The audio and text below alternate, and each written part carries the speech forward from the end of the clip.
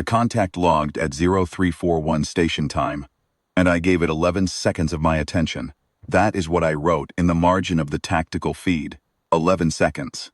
Because that is how long it took me to confirm that the readings were correct, that the instrument array on scan platform 9 was not malfunctioning, and that the single hull drifting into our outer detection band was exactly as small and as alone and as unhurried as it appeared. 900 meters. One vessel. No escort form. No flanking elements. No trailing mass signal suggesting a cloaked secondary screen. It was moving at what our doctrine designated survey speed. The crawl of a ship that is mapping, not advancing. It had no targeting locks active. Its weapon systems, as best our passive arrays could determine, were cold. I logged it negligible and returned to the morning's actual work. The Vrathani Conquest Fleet, 3rd Massing, occupied the space around staging world Chethorvath, in a formation our commanders called the Spread. 400 hulls arranged in 7 concentric orbital rings, the innermost ring holding our command infrastructure and the planet's orbital platforms. The outermost ring, a picket screen of 3,000 fast intercept hulls. We had assembled here over the course of 19 months. We would depart in 4 days for the push into the inner systems. I was sublector of tactical analysis, 2nd shift. Responsibility that morning was the pre-departure readiness certification for rings 4 through 6. 2,100 hulls, 14,000 system checks, a task that demanded every hour of my shift and most of my concentration. The lone human ship did not demand my concentration. The universe is full of scouts. You log them, you flag them for the intercept picket, and you proceed with your work. If the picket commander chose to dispatch a response element, that was his decision to annotate in his own log. It was not my problem. I had processed 340 of my 2,100 hull certifications when Platform 9 pinged again. The human ship had accelerated. Not a gradual increase, the kind a survey vessel makes when it decides to alter course and continue its mapping run. The acceleration on my board was a hard burn. The kind that costs fuel at a rate no survey mission budget tolerates. The kind that means the ship has a specific destination and intends to reach it quickly. I pulled the track and watched the projection arc settle. The destination was the center of our formation. The center of 8,400 hulls. I remember thinking, it must be damaged. A ship with a failing drive sometimes runs hot and straight, regardless of what the crew intends. I remember noting that the vessel still showed no active targeting. I remember logging, in the margin, the words possible distress run, intercept for inspection, and flagging it to the picket commander. I remember being entirely certain I was right. Picket commander dispatched 40 hulls from Ring 7 to intercept. Standard mass for a disabled vessel recovery, enough to tow, enough to board, enough to discourage any mischief from a crew that might be hostile rather than distressed. 40 hulls against 1. This is what we did with lone ships that ran toward us uninvited. It had always been sufficient. The human ship's forward array powered at 0409. I know the exact time because the energy bloom from the array lit every passive sensor on Platform 9 simultaneously, and the system timestamp is embedded in the recording. It was not the bloom of a single weapon. It was the bloom of a weapon system, layered, staged, the kind of power draw that you see in fleet engagement, where a command ship is coordinating the fire of a dozen subordinate hulls. It came from a single 900-meter vessel. The array that produced it was, according to my instruments, physically larger than the ship's own drive section. It occupied the forward third of the hull.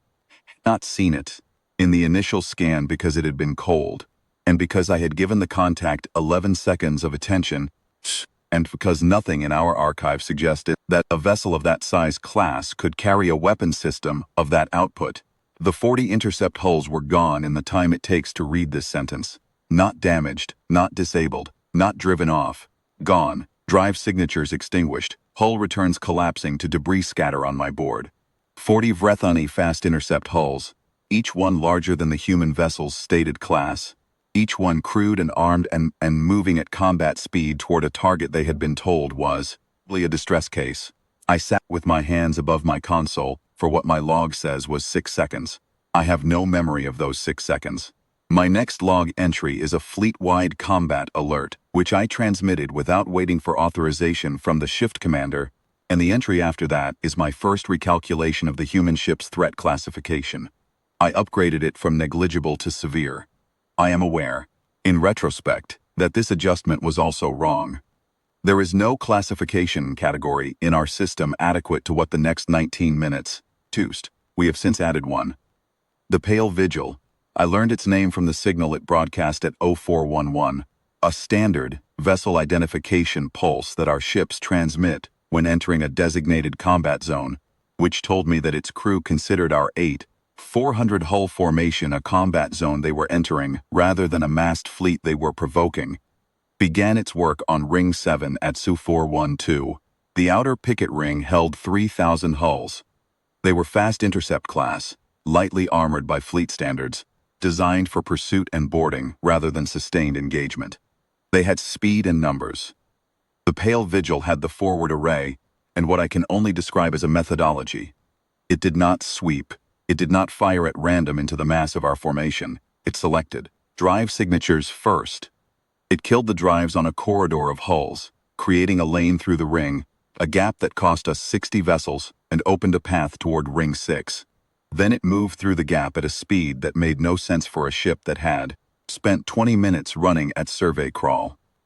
The Ring 7 hulls that had not been disabled turned to pursue. The Pale Vigil's after rays, I had not noted the after rays in my initial scan either, handled them. My shift commander was dead by then. His station was on platform Keth 9, Ring 4, which the Pale Vigil had reached by 041 Neen, 7 minutes after beginning its run through Ring 7. I did not know he was dead yet. I was still transmitting fleet-wide maneuver orders that our hulls were attempting to execute, trying to collapse the formation inward to concentrate fire, trying to bring the command ring's heavier vessels to bear. The heavier vessels were slower. The Vigil was not slow anymore. The numbers kept refusing to settle. I would calculate a convergence. 40 hulls at these vectors should be sufficient to box a single vessel, and before I could transmit the order, half of my 40 would drop off the board. I recalculated. 20 hulls, tighter box, shorter convergence time. 10 hulls reached the box position. The Pale Vigil was not in it. I recalculated. The board kept updating faster than I could read it. At 0421, I stopped trying to coordinate a response and simply recorded. This is not a decision I made consciously. It is what my hands began doing, while my mind was still attempting the recalculations that would not settle. The recording is complete and unedited. Every hull loss is time-stamped.